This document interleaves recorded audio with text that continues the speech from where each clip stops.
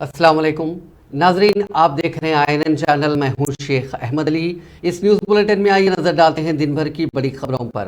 रियासती हुकूमत ने महाराष्ट्र के पालघर में गुज़िश्ता पीर को Jaipur Mumbai central express train में पेश आए फायरिंग के वाक़े में जाबाज हैदराबादी नौजवान की बेवा को सरकारी मुलाजिमत फराहम करने के साथ साथ डबल बेडरूम का मकान और BRS पार्टी की जानिब से जांबाज नौजवान की 3 बेटियों के लिए फीकस 2-2 लाख रुपए इमदाद फराहम करने का ऐलान किया। रियासती असम्बली में कायद मजलिस अकबर अवैसी की जानिब से उठाए गए इस मसले पर जवाब देते हुए वजीर बल्दी नज़्म व नस्क KT रामाराव ने कहा कि ट्रेन वाक़े का इल्म होने के बाद उन्हें काफ़ी दुख हुआ। हमारे एक नौजवान की इसमें जान चली गई। गुज़िश्ता चंद दिनों से मणिपुर, हरियाणा और मुल्क के कई हिस्से तशद्दुद की आग में जल रहे हैं। ये आग और तशद्दुद किन रियासतों में हो रहा है, हर कोई उसे गई। उन्होंने कायदे मजलिस की दरख्वास्त को कबूल करते हुए बताया कि वो कल ही जांबाज नौजवान की बेवा को मुलाजिमत के ऑर्डर्स जारी करेंगे। खातून को बल्दिया या HMDA या फिर Quli Qutub Shah urban development authority में किसी एक जगह मुलाजिमत फराहम की जाएगी। रखता था और उस मुसलमान का नाम था सैफुद्दीन। वो सैफुद्दीन अजमेर की दरगाह को गया था। वहां पे उसने दरगाह में जियारत की और अपने मालिक एक छोटे से मोबाइल की दुकान में काम करता है। अपने मालिक के साथ अजमेर को गया और उसका सेठ, उसका मालिक उसके साथ में है, वो गैर मुस्लिम है। तो वो परेशान होकर उनकी फैमिली को बोलता है कि हम बॉम्बे पहुंच गए हैं, उतर गए हैं, लेकिन ये बच्चा नहीं है। तो उसके बाद जब आगे जाकर देखते हैं तो उसको गोली मार दी गई है। और हद तो यह है कि एक गोली मारी और जब वो नहीं मरता है तो और एक गोली मारी गई। तो ये नफरत है कि आज तेलंगाना रियासत में हम ऐसी ताकतों को रोकने में 9 बरस में कामयाब हुए हैं और इंशाअल्लाह आगे भी हम इनको रोकेंगे। में मोहब्बत के साथ रहता है। और आज मुल्क को क्या चाहिए? मुल्क को तरक्की चाहिए, मुल्क को खुशहाली चाहिए, मुल्क को बेरोजगारी का खात्मा चाहिए। आज इसके ऊपर तवज्जो नहीं है, बस सिर्फ नफरत नफरत नफरत की बात करते हैं। तो रिक्वेस्ट करता हूं कि सैफुद्दीन जो बाजारघाट में रहता है, उसके 3 लड़कियां हैं। एक सबसे बड़ी लड़की 6 साल की, दूसरी लड़की 3.5 साल की और तीसरी लड़की सिर्फ 6 महीने की है। तो मैं आपके जरिए हुकूमत से दरखास्त करूंगा कि इसकी बीवी जो है, इसकी वाइफ अंजुम शाहीन जो है, जो इंटरमीडिएट पास है, इसको एक सरकारी नौकरी अगर देंगे आप तो मैं आपका ममनून और मशकूर रहूंगा। और इसके साथ ही साथ 2 बेडरूम का फ्लैट अगर मलकपेट में या चंद्रायन में जहां बन रहा है वहां पे एक 2 बेडरूम देंगे। और कुछ ना कुछ इमदाद अगर रियासती हुकूमत की जानिब से इन 3 मासूम बच्चियों के लिए और उसकी बेवा बीवी के लिए अगर दी जाएगी तो एक अच्छा मैसेज। हम फिरका परस्तों को कभी आगे बढ़ने नहीं देंगे। हम उन लोगों को आगे बढ़ने नहीं देंगे जो नफरत की बुनियाद पर हिंदू मुसलमान को बांटना चाहते हैं। तो मैं आपके जरिए हुकूमत से दरखास्त करूंगा कि 2 बेडरूम का एक फ्लैट और उन बच्चियों को कुछ कंपनसेशन और सरकारी नौकरी देंगे तो हम హైదరాబాద్ సంబంధించిన ఒక పిల్లోడు వృత్తిరీత్యా అక్కడ జరిగిన మత ఘర్షణల్లో అక్కడ ఉన్నది ప్రభుత్వం ఎవరికో అందరికీ తెలుసు. ఈ మత ఘర్షణలు దేశంలో జరుగుతున్నాయంటే, హర్యానాలో మంటలు మండుతున్నాయంటే, మణిపూర్లో మంటలు మండుతున్నాయి. కారణం ఎవరో అందరికీ తెలుసు అధ్యక్ష. నేను దానిలో పోను కానీ నిజంగా కూడా బాధాకరం అధ్యక్ష. 5 ఏళ్ళకి ఒకసారి ఎన్నికలు వస్తాయి. ఎన్నికలు వచ్చినప్పుడు అందరం ప్రజల దగ్గర పోతాం. ప్రజల దయ ఎవరికి ఉంటే వాళ్ళని గెలిపిస్తారు. వాళ్ళం అధికారంలో ఇక్కడ కూర్చుంటాం, లేదంటే అక్కడ కూర్చుంటాం అధ్యక్ష. దానికి ఇబ్బంది లేదు. కానీ మతం పేరిట మంటలు పెట్టి, మతం పేరిట చిచ్చు పెట్టి, ఆ మంటల్లో చలిమంటలు కాల్చుకునే దౌర్భాగ్యపు రాజకీయం ఏదైతే ఉందో దాన్ని తప్పకుండా తెలంగాణ సమాజం ముక్త కంఠంతో తిరస్కరించాలి, ముక్త కంఠంతో తిప్పికొట్టాలి అధ్యక్ష. And I stand with my friend Akbar Owaisi in expressing wholehearted condolences to that family, sir. बहुत बुरा लगा, बहुत ही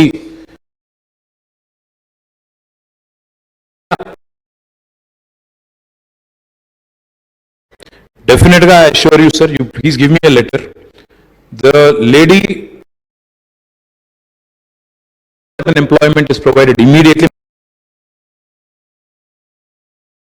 HMD है या QQSUD है, कहीं ना कहीं बच्ची को वहां पे इमीडिएटली रोजगार मैं दे देता हूं। साथ ही साथ 3 जो छोटे बच्चे हैं, मैं गवर्नमेंट की तरफ से तो फिलहाल नहीं बोल सकता क्योंकि सीएम साहब ने एक बार उनसे पूछना पड़ेगा, बट हमारे BRS पार्टी की तरफ से एक एक बच्ची के नाम पे 2-2 लाख रुपया हम डिपॉजिट करेंगे, फिक्स डिपॉजिट करेंगे। मैं उम्मीद करता हूं मजलिस पार्टी भी आगे आएगी, आप भी कुछ देंगे, दोनों मिलकर हम लोग उनको अच्छा सा अच्छा उनके फैमिली की हिफाजत के वास्ते, बच्चों की हिफाजत के वास्ते हम एक एक बच्चे के नाम पे 2-2 लाख कोशिश भी बिल्कुल करेंगे। साथ ही साथ डबल बेडरूम आपने कहा, मैं इमीडिएटली कल ही ऑर्डर देता हूं, आप भी आइए, दोनों मिलकर उनको एक घर भी दिला देंगे। मैं उम्मीद करता हूं,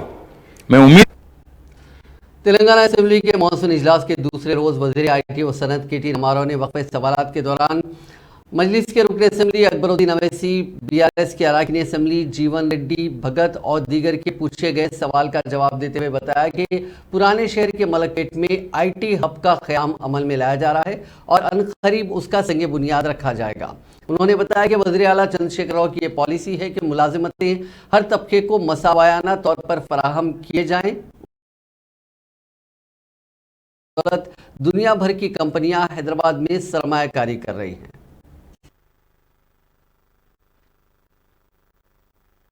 पुराने शहर में भी आपने IT टावर की मंजूरी दी है? अगर दी है तो क्या उसका टेंडर बुला लिया गया है? अगर बुला लिया गया है तो फिर इसका संग बुनियाद आप कब रखेंगे?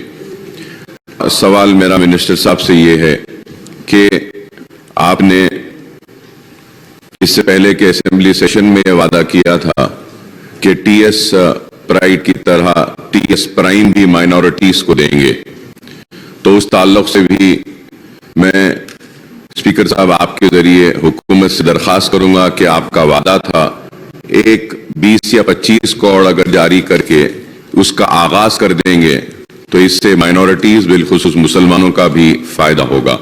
और इससे पहले हमने आपसे ये भी मुतालबा किया था कि छोटे छोटे इंक्यूबेटर्स का जो स्पेस और जो स्टार्टअप्स के लिए आप जो दे रहे हैं, इसमें 1% मुसलमानों के लिए भी रखने के लिए हमने मुतालबा किया था, जिसको आपने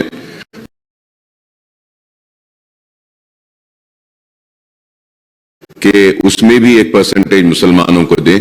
और यही सवालात का जवाब अगर आप दे दें मुझे तो मैं आपका शुक्रिया अदा करूं। अकबर साहब, पिछले बार मैंने वादा किया था, सीएम सर ने हाँ कह दिया और हमारे भाई R&B मिनिस्टर ने भी जमीन दे दी हमें 12 एकड़ का जमीन, तो उसमें हमने टेंडर बुला लिया, टेंडर भी फाइनलाइज हो गया। मलकपेट में संग बुनियाद करना है IT हब का, जल्द से जल्द आता हूं मैं। अच्छे कंपनीज लाए, 2 जिस दिन संग बुनियाद हो जाएगा उसी दिन MOU भी करे, ऐलान भी करे कि यहां पे बच्चों को रोजगार मिलेगा और IT old city of Hyderabad में भी IT आ जाएगा, ये हमारी जिम्मेदारी है। और साथ ही साथ एकदम वहीं पे मेट्रो का स्टेशन भी है, तो अलाइन करने की कोशिश भी कर रहे हैं, एक जबरदस्त बिल्डिंग बनाएंगे, आपको मुतमईन करेंगे। साथ ही साथ आपने पूछा आज की T प्राइम के बारे में क्या हुआ, मैं थोड़ा उसका जानकारी लेके इसी असेंबली सेशन में मैं आपको वादा करता हूं, इसी असेंबली सेशन में आपको लेके मैं आपको तफसील में बोलूंगा। साथ ही साथ आपने पूछा कि बच्चे परसेंटेज क्या इसमें है। फिलहाल मैं ये कह सकता हूं कि जहां कहीं भी गवर्नमेंट ने इंफ्रास्ट्रक्चर बनाया, जैसे प्लग एंड प्ले फैसिलिटी, वजीर बहबूद कुपलेश्वर ने बताया कि अनखरीब माइनॉरिटी तलबा के लिए एक गर्ल्स और एक बॉयज़ डिग्री माइनॉरिटी कॉलेजेस टिमरीज के तहत कायम किया जाएगा। उन्होंने बताया कि रियासत की तश्कील के बाद वज़ीर आला चंद्रशेखर राव ने तालीम पर खुसूसी तवज्जो देते हुए अक़लियतों, SC, ST, BC तबक़ात के बच्चों को तालीम से आरास्ता करने के सिलसिले में 713 नए रेजिडेंशियल स्कूल कायम किए हैं, जिनमें 204 माइनॉरिटी स्कूल शामिल हैं। उन्होंने बताया कि अब रियासत में जुमला 1022 स्कूल्स में 6 लाख से ज़्यादा तलबा ज़ेर तालीम हैं और जिनमें 6 रेसिडेंट स्कूल्स की उसमें 6 सरकारी इमारतें हैं। हुकूमत की जानिब से MBBS, नीट और दीगर प्रोफेशनल कोर्सेज में तरबियत के लिए कोचिंग का भी इंतजाम किया जा रहा है।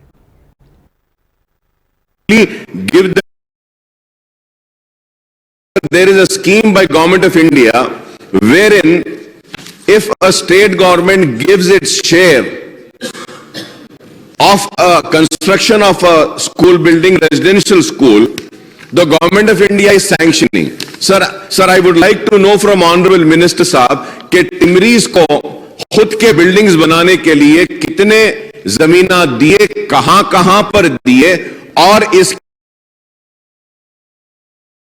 इंडिया का शेयर कितना है, और आपने क्या ये फाइनेंशियल ईयर में स्टेट गवर्नमेंट का शेयर दिया है या नहीं दिया है? नहीं दिया है तो आप कब देंगे सर?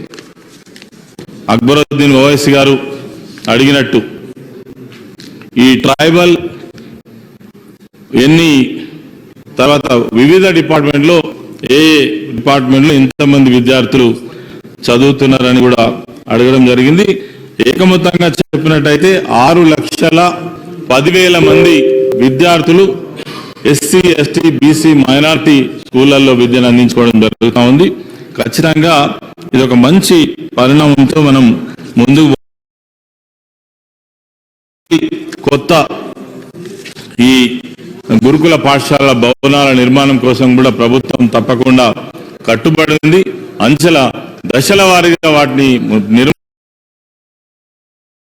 प्रशांत रेड्डी ने कहा कि सरकारी अमले की कोशिशों की वजह से रियासत में सैलाब की वजह से इमलाक और जानी नुकसान में काफ़ी हद तक कमी आई है. उन्होंने कहा कि इमरजेंसी के दौरान रेवेन्यू और पुलिस अहलकारों ने भी सख्त मेहनत की है.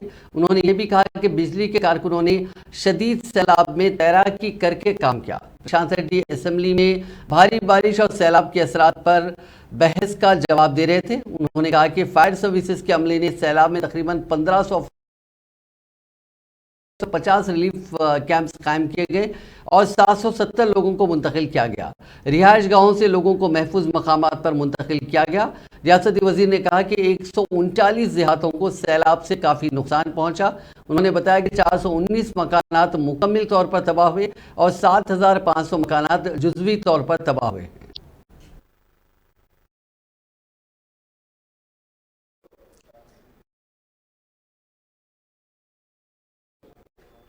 26 అయితే దీనికి రఘునందన్ గారు అన్నట్టు సెంట్రల్ టీం వచ్చింది, డ్యామ్ సేఫ్టీ టీం వచ్చింది అధ్యక్ష. వాళ్ళు చూసి వాళ్ళు ఇంకా రిపోర్ట్ రాలేదు, రిపోర్ట్ వస్తుంది. అయితే దాంట్లో వాళ్ళు 70% సెంట్రల్ ఇస్తుంది, 30% మనం పెట్టుకోవాలని చెప్పినారు. తప్పకుండా మనం 30 పెట్టుకుని దాని డ్యామ్ సేఫ్టీ కింద, అంటే దేశవ్యాప్తంగా ఈ డ్యామ్ సేఫ్టీ కింద వాళ్ళకు ప్రొవిజన్ ఉంది అధ్యక్ష.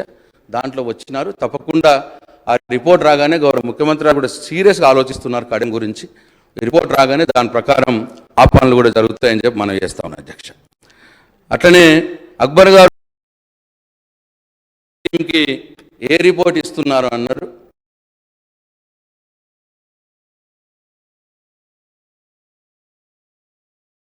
वही बोलेंगे ये प्रिलिमिनरी एस्टिमेट है, मतलब 2-4 दिन नहीं हुआ, वाटर पूरा रिसीव होने के बाद फिर अच्छा एस्टिमेट देंगे. वो लोग भी वैसे ही बोलते हैं, पहले प्रिलिमिनरी एस्टिमेट लेते हैं, फिर बाद में एक्चुअल एस्टिमेट्स लेते हैं. ये डेथ्स के बारे में सर, చాలా మంది రైతు సోదరులు వారి పంటలను కోల్పోయి మాకున్న సమాచారం సర్వం వరదల్లో మునిగిపోయి నిరాశ్రులై కట్టుబట్టలు కూడా లేకుండా ఇబ్బంది పడ్డ ప్రజలకు సంబంధించిన అనేక అంశాలు మనం పేపర్లో చూసినాం. చాలామంది అధికారులు కూడా వారి దృష్టికి తీసుకురావటం జరిగింది అధ్యక్ష. ఈరోజు అధికారి లెక్కల ప్రకారమే మన రాష్ట్రంలో మూడుగా పనిచేసిన వ్యక్తి, విశేషమైన అనుభవం కలిగిన వ్యక్తి. ज़्यादा होने के कारण बहुत सारे ऐसे मकान हैं जो गिरने की व्यवस्था में हैं और बहुत सारे ऐसे सिंगल बेडरूम हाउसेस है जो बहुत ही बुरी कंडीशन में है. 1984-1992 में वो समय पर सिंगल बेडरूम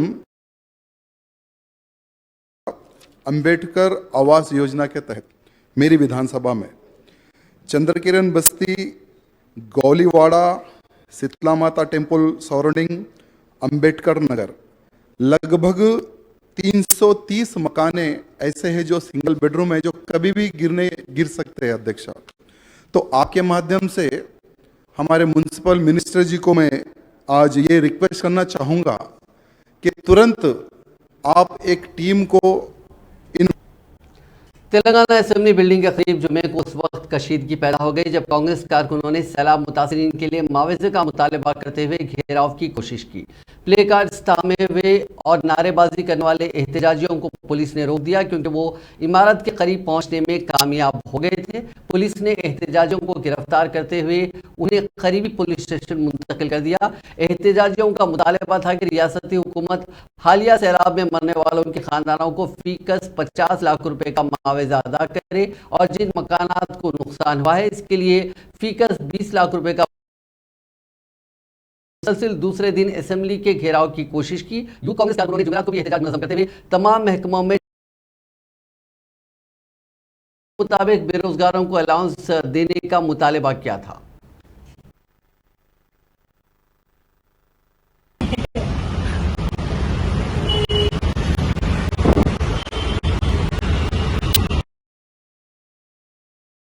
ఉద్యోగాలు ఇవ్వకుండా ఆఖరి నిమిషంలో కేవలం ఉద్యోగాలు ఇచ్చినామని చెప్పి వాళ్ళ స్వలాభాల కోసము నిరుద్యోగుల పక్షాన ఆలోచించకుండా ఒకదానిపైన ఒకటి కనీసం చదువుకునే సమయం లేకుండా ఎగ్జామ్స్ ని కండక్ట్ చేసి ఈ రోజు నిరుద్యోగుల పట్ల శాపం ఎక్కి ఒక టీఆర్ఎస్ ప్రభుత్వం మారింది.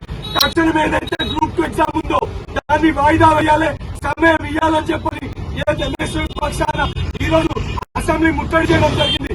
దానితో పాటు ఏదైతే విద్యార్థులకి పెండింగ్ ఉందో ఫీజు రియంబర్స్మెంట్, స్కాలర్షిప్, దానితో పాటు నిరుద్యోగ వృత్తిని తక్షణమే ఈ అసెంబ్లీ సెషన్ లో ప్రవేశపెట్టాలి.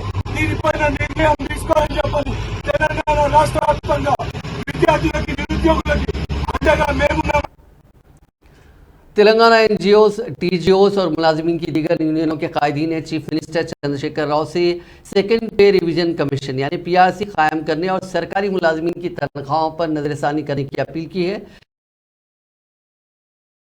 यूनियनों की जेएसी लीडरों ने चीफ मिनिस्टर चंद्रशेखर राव से मिलकर एक याददाश्त पेश की। अपनी दरखास्त में उन्होंने पीआरसी रिपोर्ट के बकाया 1 जुलाई से इंटरमीडिएट इंडेमनिटी का ऐलान करने और सरकारी मुलाजिमीन समेत तमाम कॉन्ट्रैक्ट और आउटसोर्सिंग मुलाजिमीन के साथ इंसाफ को यकीनी बनाने की अपील की। उन्होंने मुलाजिमीन को बेहतर खिदमत फराहम करने के लिए एम्प्लॉयज़ हेल्थ स्कीम यानी EHS का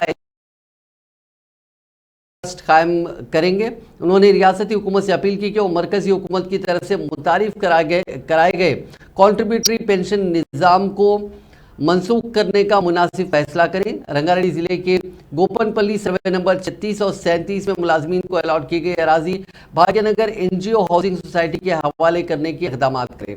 जेसी के चेयरमैन राजेंद्र और सेक्रेटरी जनरल वी ममता ने कहा कि चीफ मिनिस्टर केसीआर ने यकीन दिलाया कि वो जल्द ही मुलाजिमीन यूनियनों के साथ मीटिंग का एहतमाम करेंगे और तमाम मसाइल को हल किया जाएगा। तेलंगाना राजभवन और बीआरएस हुकूमत के दरमियान ताल्लुकात समझा जाता है कि उन्होंने ठीक नहीं हुए हैं। जहां गवर्नर डॉक्टर तमिलिसाई सौंदरराजन ने महकमे आरटीसी के हुकूमत में इंतजाम से मुतालिक बिल के मुसवदे का कानूनी जायजा लेने के बाद उसे मंजूरी देने का फैसला किया है।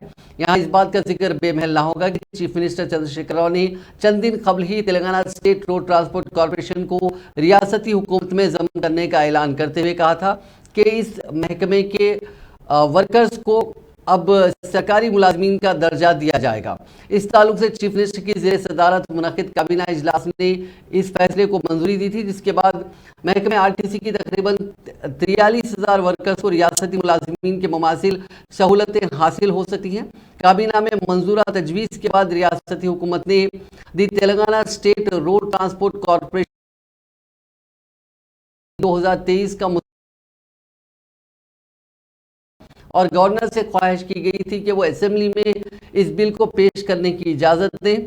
ताहम राजभवन की जानिब से जुमे को जारी करदा एक प्रेस नोट के मुताबिक गवर्नर ने कहा कि मुसवदा बिल का जायजा लेने के लिए मजीद कुछ वक्त दरकार होगा और कानूनी राय रियासती मुखन्ना का मानसून सेशन सिर्फ 3 दिन ही तलब किया, जिसके दौरान तवक्को है कि हुकूमत चंद दूसरे अहम बिल्स को मंजूरियां देगी। ज़राए ने बताया कि इस सूरत हाल के दरमियान महकमे आरटीसी के मुलाजमीन को हुकूमत में जम करने से मुतालिक बिल की पेशकशी और मंजूरी का कोई इम्कान नहीं है। और अब चूंकि असेंबली के आने वाले इंतखाबात से कबल मुखन्नना का ये आखिरी इजलास समझा जा रहा है, इस वजह से भी इस बिल की मंजूरी के इम्कानात मोहम दिखाई दे रहे हैं।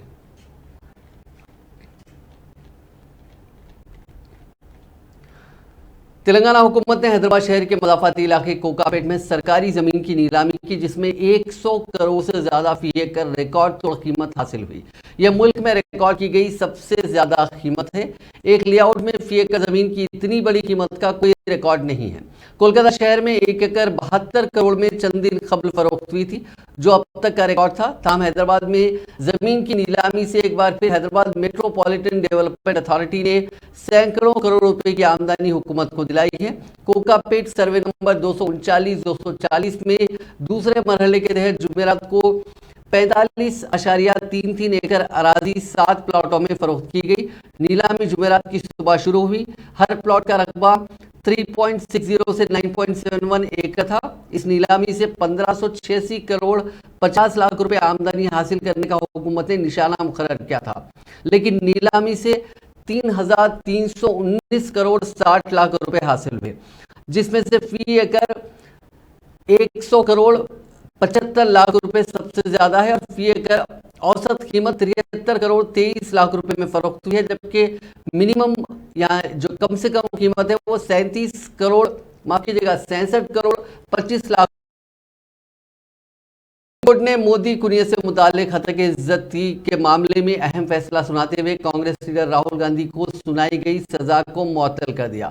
सुप्रीम कोर्ट ने इस दौरान तबसरा किया कि हाई कोर्ट का फैसला सही नहीं था और राहुल गांधी को ज्यादा से ज्यादा सजा देना जरूरी नहीं था। राहुल गांधी अब पार्लियामेंट के इजलास में भी हिस्सा ले सकेंगे। इस फैसले के बाद कांग्रेस के हेडक्वार्टर्स गांधी भवन में कांग्रेस कायदीन ने जबरदस्त जश्न मनाया।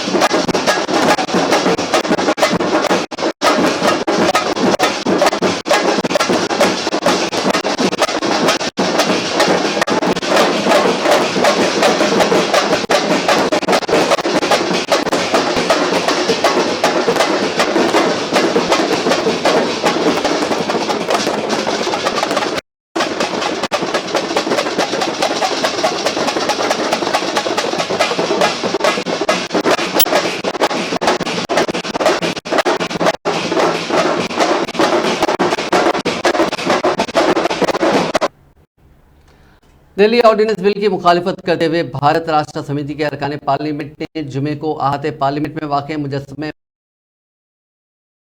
आज थामे हुए थे, जिन पर मणिपुर को बचाया जाए और दिल्ली ऑर्डिनेंस बिल से दस्तबरदारी इख्तियार की जाए के नारे दर्ज थे। बीआरएस के अरकान पार्लियामेंट ने दिल्ली ऑर्डिनेंस बिल की सख्ती से मुखालिफत करते हुए कहा कि इस मुंतखबा हुकूमत के इख्तियारात को खत्म होकर रह जाएंगे। बीआरएस इस बिल पर पार्लियामेंट में वसीतर मबाहिस होने चाहिए। जुमे को चित्तौड़ जिले में साबिक वजीर आला चंद्रबाबू नायडू की यात्रा के दौरान टीडीपी और वाईएसआरसीपी के कारकुनों के दरमियान झड़पें हुई। झड़पों में दोनों जमातों के मुतअद्दिद कारकुन जख्मी होने की इत्तलात है।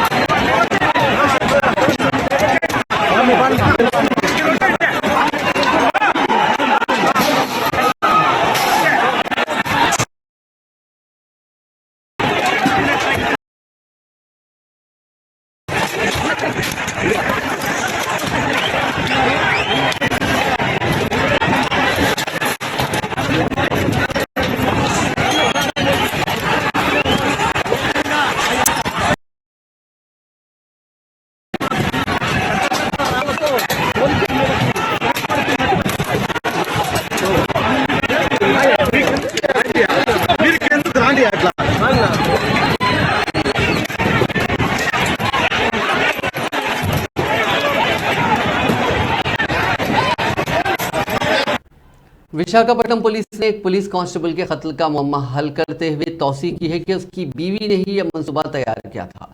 Visakhapatnam city police commissioner CMT Verma ने बताया कि तहकीकात के दौरान इंकशाफ हुआ कि कांस्टेबल रमेश कुमार की बीवी शिवानी ने अपने आशिक की मदद से ही अपने शोहर का कत्ल कर दिया और पुलिस को गुमराह करने के लिए यह झूठी शिकायत दर्ज करवाई थी कि उसका शोहर हालत नींद में फौत हो गया।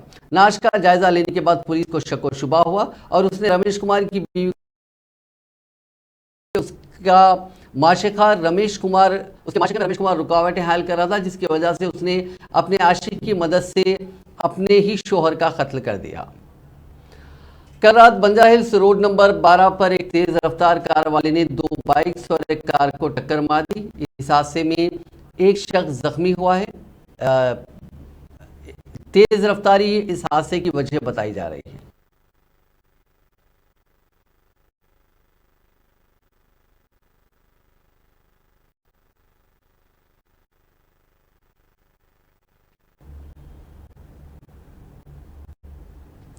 नाज़रीन, इस न्यूज़ बुलेटिन में बस इतना ही। आप देखते रहिए INN चैनल।